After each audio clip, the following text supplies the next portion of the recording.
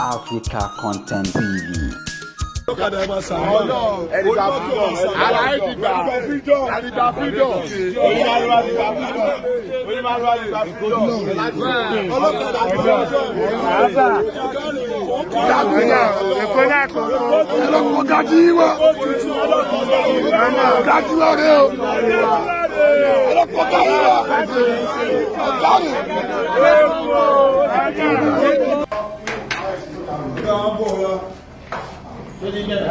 Jojo yín yẹn lé ní o ijó àkómọ́lẹ̀. Ó máa ń sàánú èèyàn ní ìjọba rọ Ọlọ́run ọba ló wá sàánú eléyìí Ọlọ́run ọba ló sàánú ẹ̀. Ọ̀gá ni o ògbòrè sọ́wọ́ wò lọ ọ̀gá ni o èyí onímọ̀rú ẹ̀ máa ṣàdúrà.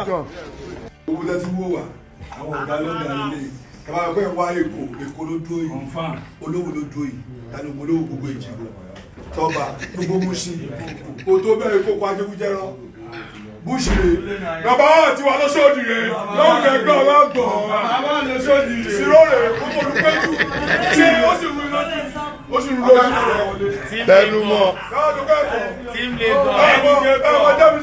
débọ̀ látàrí àríyá láti ní dádì ẹ̀ ìlòwú rè ọlọ́dẹ́kù sábẹ́ lọ ọ̀gá